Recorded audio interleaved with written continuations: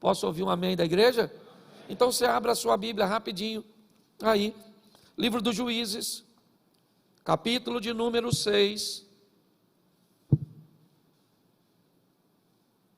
a partir do verso 1, eu quero só fazer uma reflexão com vocês, até porque eu acho que o ambiente aqui bíblico é bem parecido com tudo aquilo que nós estamos enfrentando, então eu vou ler bastante, mas vou falar pouquinho. Vamos lá. Porém os filhos de Israel fizeram o que parecia mal aos olhos do Senhor, e o Senhor os deu nas mãos dos midianitas por 7 anos. Prevalecendo a mão dos midianitas sobre Israel, fizeram os filhos de Israel para si, por causa dos midianitas, as covas que estão nos montes, e as cavernas e as fortificações. Porque sucedia que, semeando Israel, subiam os midianitas e os amalequitas, e também os do Oriente contra eles subiam. E punham-se contra eles em campo e destruía a novidade da terra até chegarem a Gaza, e não deixavam mantimento em Israel, nem ovelhas, nem bois e nem jumentos, porque subiam com os seus gados e tendas, e vinham como gafanhotos, e em tanta multidão, que não se podiam contar, nem a eles, nem aos seus camelos, e entravam na terra para destruir. Assim, Israel empobreceu muito pela presença dos midianitas. Então, os filhos de Israel clamaram ao Senhor. E sucedeu que, clamando os filhos de Israel ao Senhor por causa dos midianitas, enviou o Senhor um profeta aos filhos de Israel, que lhes disse: assim diz o Senhor Deus de Israel, do Egito eu vos fiz subir e vos tirei da casa da servidão, e vos livrei da mão dos egípcios e da mão de todos quantos vos oprimiam, e os expeli de diante de vós, e a vós dei a sua terra. Então, muda para o 11 aí. Então o anjo do Senhor veio, assentou-se debaixo do carvalho que está em Ofra, que pertencia a Joás, a Bilezita, e Gideão, seu filho, estava malhando o trigo no lagar, para o pôr a salvo dos midianitas. Feche os seus olhos. Senhor nosso Deus e Pai, em nome de Jesus, nós queremos continuar ouvindo a Tua voz. Fala conosco, usa-me como um canal de bênção nesta hora, em nome de Jesus, amém, glória a Deus, amém. A primeira coisa que eu quero chamar a sua atenção para o texto, é que na maioria dos textos do Velho Testamento, você não vai encontrar nenhuma honra e nenhuma expressão de atividade satânica. Todas as vezes que o mal for aparecer no Velho Testamento, ou a grande maioria deles, você sempre vai ver o Senhor sendo designado como o autor do mal. Isso era uma prática muito comum, certo, no Velho Testamento. O espírito mau que atormenta Saul, ele vem da parte do Senhor. É o Senhor que endurece o coração do faraó, e não há expressão de que quando Moisés desce ao Egito, certo, para negociar com o faraó como um estadista, não há nenhuma expressão de uma ação satânica. Sempre é muito claro no texto bíblico que é Deus que endurece o coração do faraó.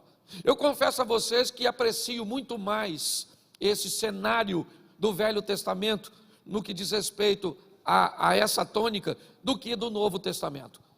Eu acho que muitas vezes nós vemos a manifestação direta de Satanás, sim, explícita no Novo Testamento, provavelmente porque o Filho de Deus estava pisando nessa terra.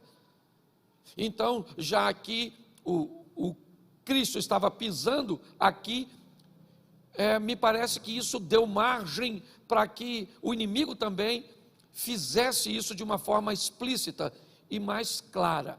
Mas eu confesso que a Bíblia nos diz que aqueles que pertencem a Deus, o maligno não lhe toca. Então muitas vezes oferecemos muito crédito ao mal.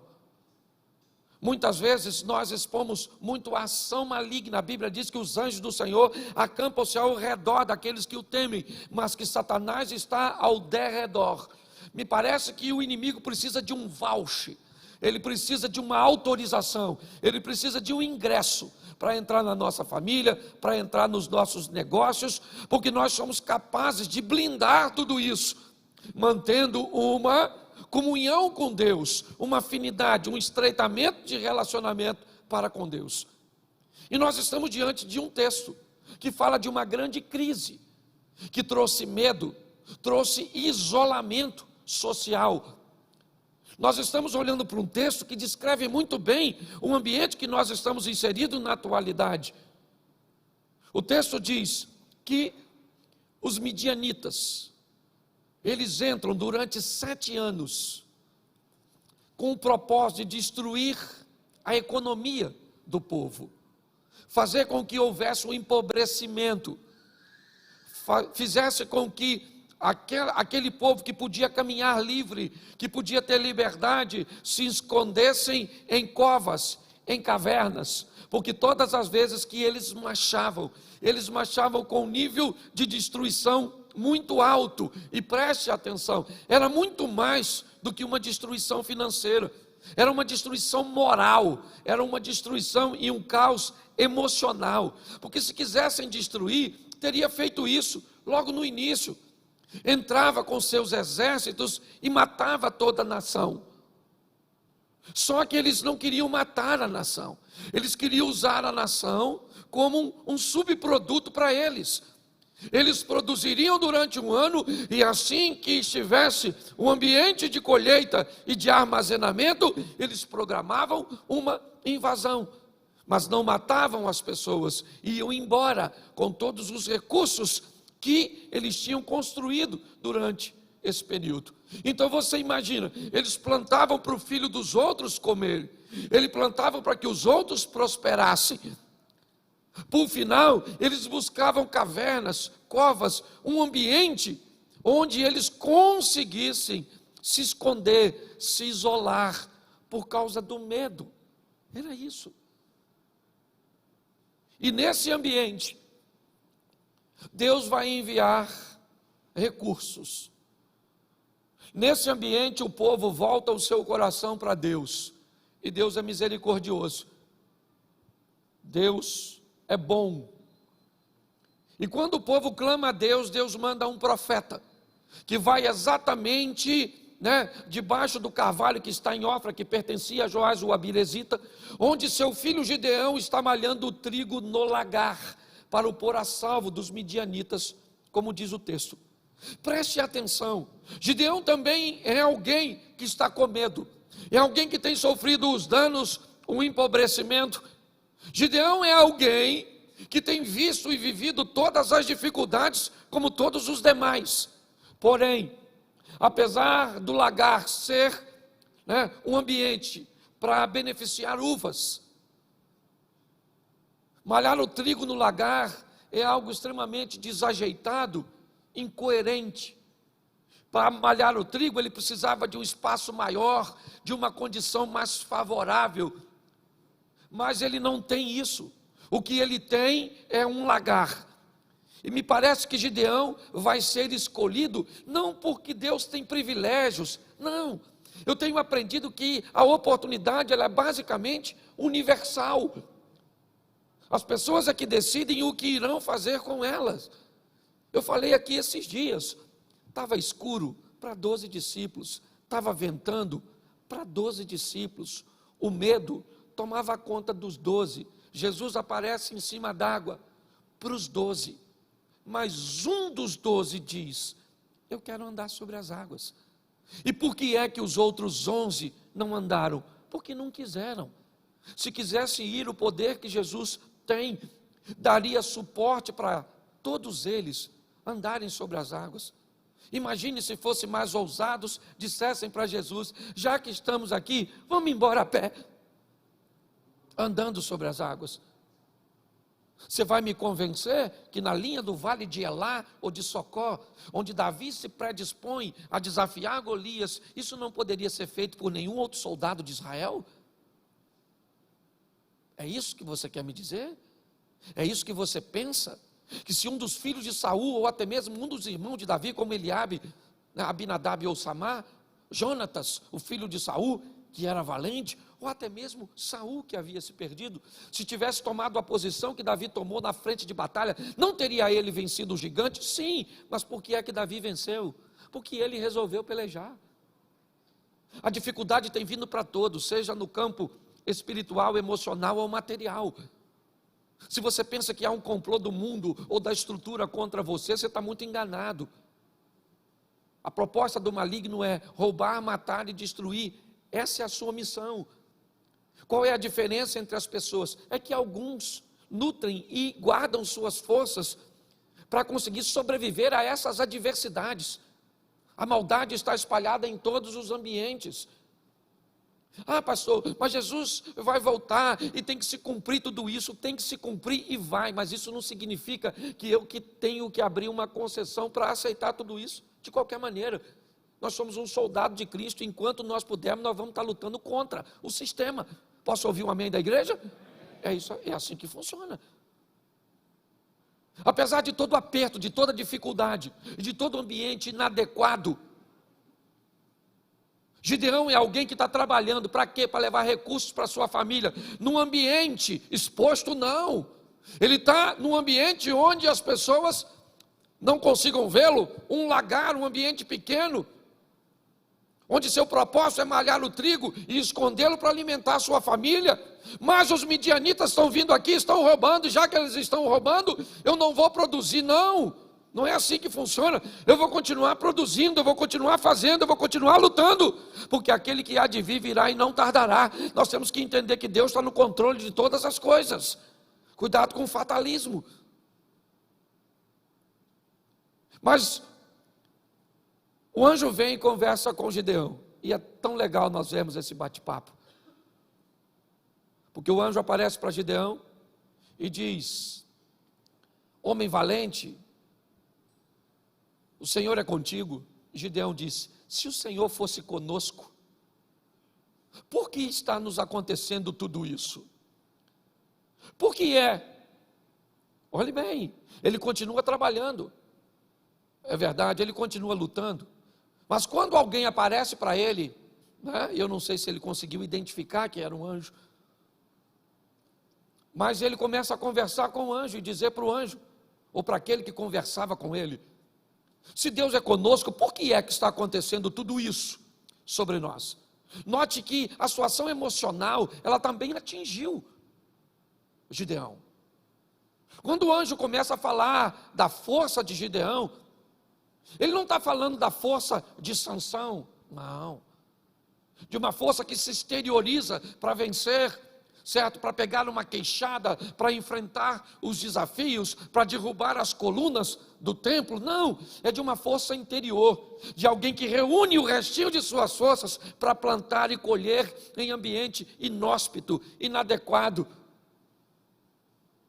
É disso que o anjo está falando com ele. Por isso que quando ele é chamado de valente pelo anjo, que consegue ver em Gideão valores que ele mesmo já não consegue enxergar nele. Isso é muito comum na sociedade onde estamos vivendo. Destrua os valores que as pessoas, né, são capazes de enxergar nelas mesmas.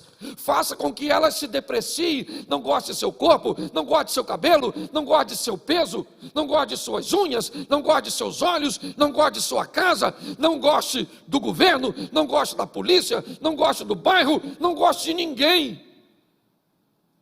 Crie um ambiente mental onde a esperança vai embora. Nossa juventude não vai dar em nada. Nossos adolescentes estão se perdendo. Nosso sistema de comunicação está totalmente corrompido. Faça com que as pessoas olhem, esse é o ambiente. Você acha que é diferente daqui para o que nós estamos vivendo agora? Não. Onde nós ligamos e tudo que ouvimos tem a ver com caos, tem a ver com tragédia, tem a ver com problemas, tem a ver com dificuldade.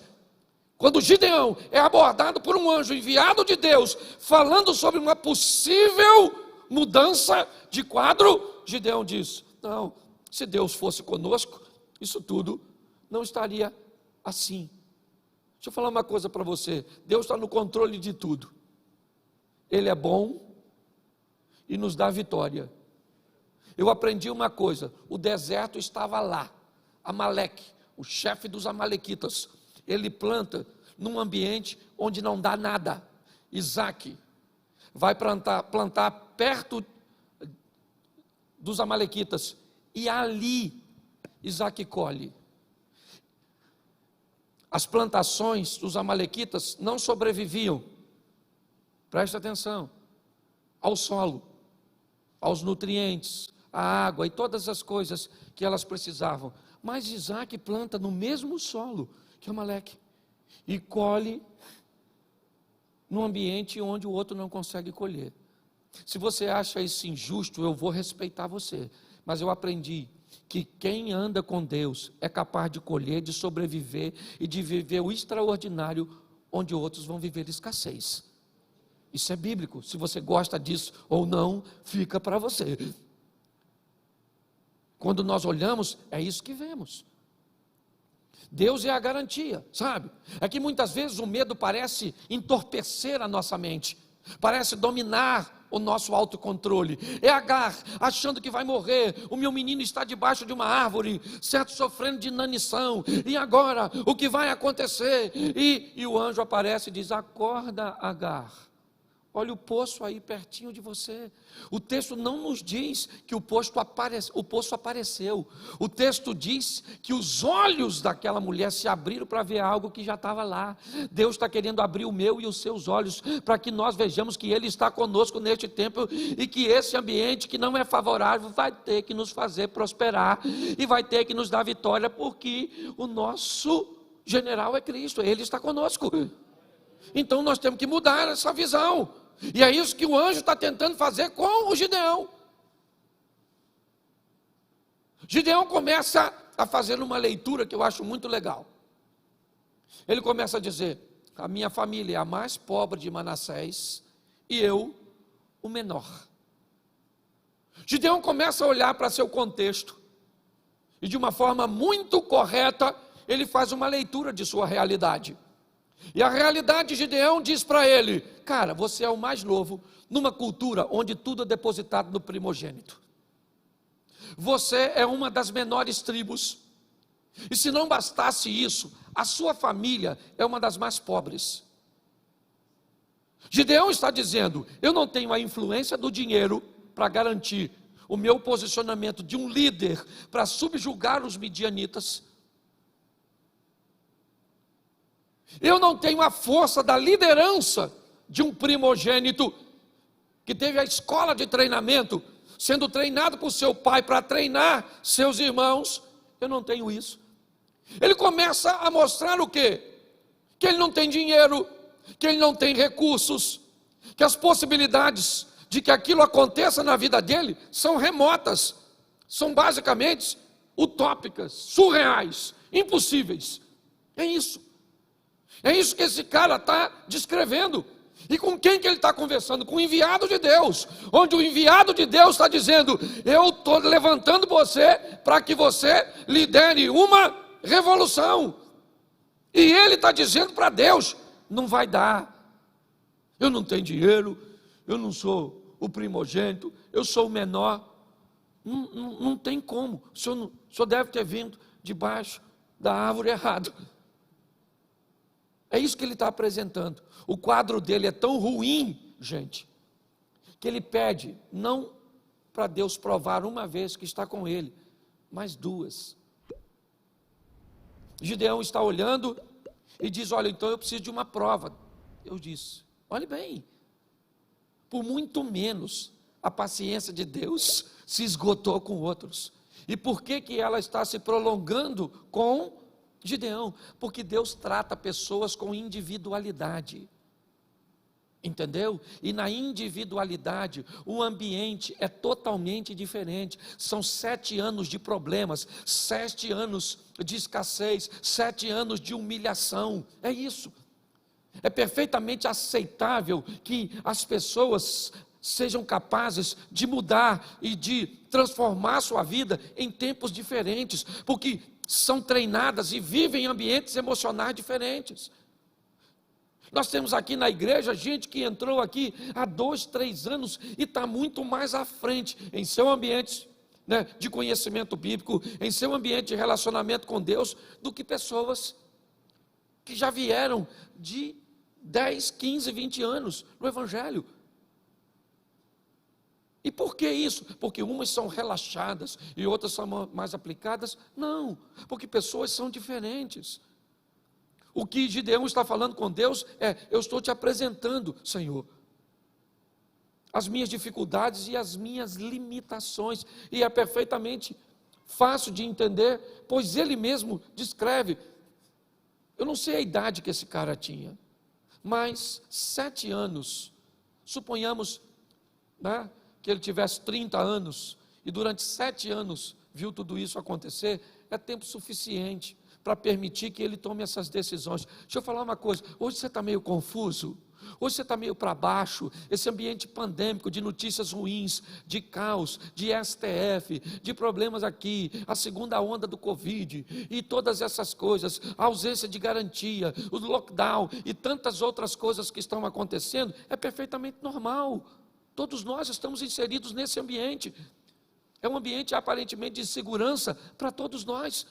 Mas nós temos uma garantia em meio a tudo isso e não podemos esquecer: o Senhor é conosco, e se o Senhor é por nós, quem será contra nós? Você está entendendo? Nós podemos sofrer o impacto de tudo isso, sim, porque somos seres humanos, ligamos as mídias, olhamos as coisas, é tudo isso que ouvimos. Mas nós temos uma informação que se sobrepõe a tudo isso, que é que Deus está conosco, que a garantia da nossa vitória está no nosso Deus, no Todo-Poderoso. E quando olhamos para isso, é sobre isso que eu quero caminhar com vocês agora. Mesmo olhando tudo contrário, desfavorável, nesse ambiente, Gideão resolve se posicionar. Ele não está muito bem, ele acha que não vai dar muito certo, mas ele faz a convocação. Ele já recebe a aceitação da liderança, e ele então chama o povo para ser liderado por ele. E para surpresa de Gideão, aparece quantas pessoas? Quantas? 32.000 pessoas. Pensa nisso. O cara que achava que ninguém ia seguir ele, agora do nada ele faz uma convocação e Deus faz com que 32.000 pessoas. Deixa eu te mostrar esse texto aqui. Espera aí. Me ajuda aí se alguém tiver com ele na mão.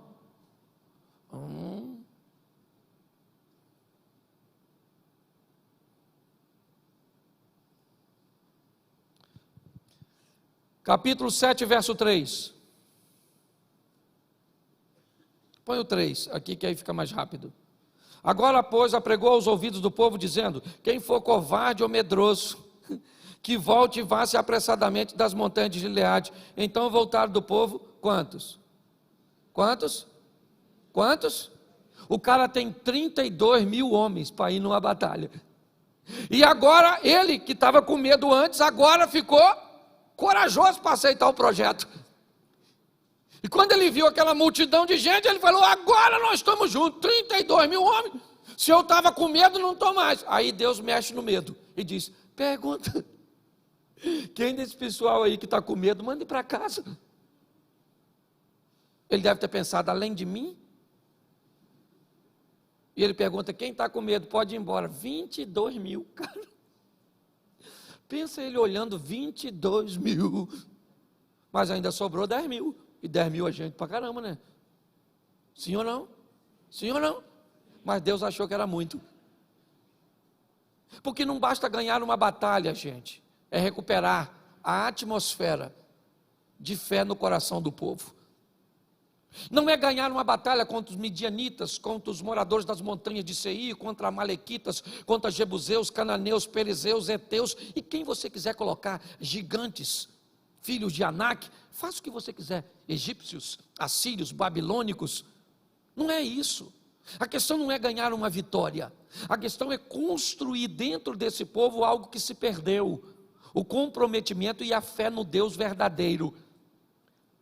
Quando sobra 10.000 homens, ainda dá para ir, 22, ainda estão indo. E Deus diz: agora leva essa turma para beber água. E eu só tenho mais um processo seletivo. Quem pegar água com a mão e trazer a boca, você separa para um canto, e quem baixar para lamber, para tomar direto, você separa para lá, certo? 300 homens pegaram a água e trouxeram aqui, e 9.700 lamberam. O que Gideão deve ter pensado?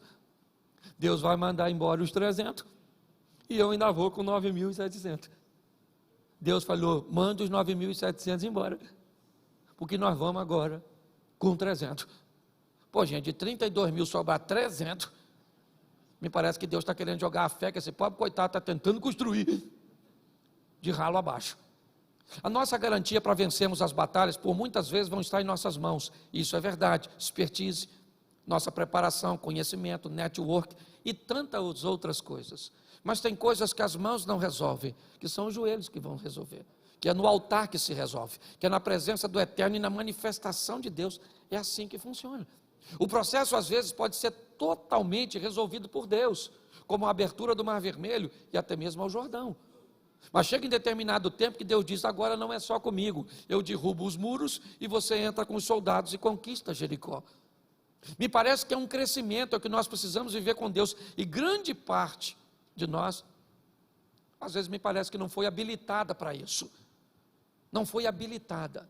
Entenda, em determinados momentos a chave vira, você precisa ir para a próxima fase, você precisa ir para o novo nível, e algumas pessoas não são habilitadas para ir para o novo nível, sabe? Me parece que é como se chegasse um novo aplicativo ou uma nova versão daquilo que você gosta muito de utilizar, você não tem mais condições de fazer o upgrade, sabe, essa passagem para o próximo nível, para viver o incrível, o extraordinário, o sensacional. É com 300 homens que esse cara vai a uma batalha, não para ganhar a guerra, ela é derrota garantida. O propósito de Deus aqui, gente, é outro, é virar a chave na mente daquele povo, é dizer, a partir de hoje, pode se levantar Amalequita e quem quiser, midianitas, eu vou estar com vocês e eles vão descobrir que se com 300 vocês são capazes de resolver tudo isso, é porque não é a mão de vocês que está dando vitória, sou eu. Nós precisamos colocar isso no nosso coração. A nossa vitória, a nossa garantia, ela vem do Eterno, do Todo-Poderoso.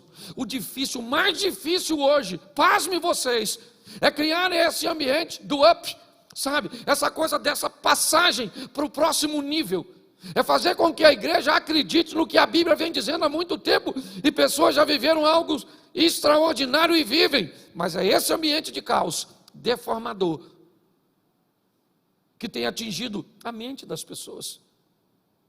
Então passe a canalizar suas forças para a realização de seus projetos, e pare de reunir suas forças para inventar ou para conseguir desculpas para o seu fracasso.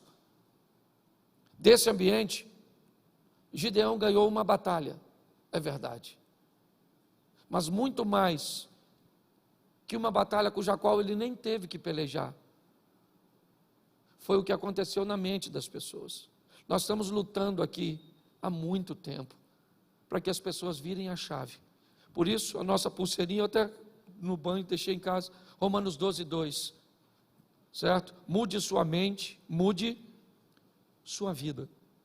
Nosso propósito é levar você para a próxima fase da sua vida, mas isso só é possível se você desejar fazer essa transição. Independente do ambiente religioso que você viva, onde Cristo é o Senhor.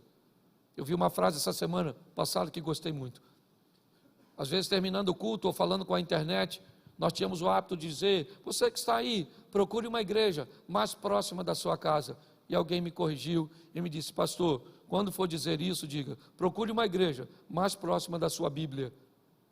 Porque tem igreja que está mais próxima da sua casa, mas está muito longe da sua Bíblia. Vamos viver uma vida onde o nome do Senhor seja glorificado através de nós, onde a próxima geração, certo, vai até ler a Bíblia, mas muito mais do que ler a Bíblia, ela vai olhar para a nossa vida. Quando Jesus muda a história do endemoniado, Ele não diz, vá para a sua casa e fale para eles o que eu fiz por você. Vá para a sua casa e mostre para eles quão grandes coisas fez o Senhor por ti e como teve misericórdia de ti. 2 anos e meio depois, Jesus volta por Sidom e Tiro, ao território de Decápolis, e 4.000 homens, sem falar mulheres e crianças, estão prontas para ouvir o que Jesus tem a dizer. E o único missionário que ficou lá, Robert, foi um camarada que andava nu, atacava as pessoas, certo? Por quê? Porque ele consegue enxergar valores que nós não conseguimos enxergar. O ano está acabando, é verdade, e ele ainda pode trazer para a sua vida coisas extraordinárias. Para Deus fazer um milagre, o ano não precisa virar. O que precisa virar é essa chave na sua e na minha mente. Então eu preciso que você fique de pé agora e saia, porque hoje é o primeiro dia da semana, e hoje, né, já é basicamente a última semana, né? A outra não se completa totalmente. Então você tem aí aproximadamente o que? 10 dias? Mais ou menos isso, certo? Para viver o incrível de Deus. O incrível de Deus. Eu estava vendo aqui o Ministério de Louvor cantando, pedindo a resposta da igreja. Essa máscara não nos deixa cantar direito. Todo mundo cantando para dentro. Eu estava vendo eles aqui pedindo, vamos lá, gente! E a gente, se cantar muito, quando tentar puxar o ar, a máscara entra na boca, se for as fininhas, até te sufoca, certo? Então nós vamos fazer, se prepare, quando tudo isso acabar, guarde sua máscara, não jogue fora. Nós vamos fazer o culto da máscara, tacar fogo nessa peste, não é? Mas eu queria que você saísse daqui hoje para viver o incrível, o sensacional, o fantástico. Você acredita que isso pode acontecer nesse restinho de tempo, amém? Então feche seus olhos agora. Senhor nosso Deus e Pai, em nome de Jesus, eu quero te agradecer, ó Deus, por cada lar aqui representado. Estamos no final, ou na reta final, e o momento é a unidade indivisível do tempo, e o Senhor precisa de um momento para realizar o milagre. Abençoa a nossa casa, a nossa família, os nossos negócios, a nossa saúde. Conforta o coração daqueles que perderam seus entes queridos. E protege, ó Pai, a nossa casa desse mal que tem assolado o mundo. Te damos graças e que essa seja uma semana de boas notícias. E essa seja uma semana de bons negócios. Ó Pai, que a tua bênção seja sobre o teu povo. Em nome de Jesus, você pode dizer amém?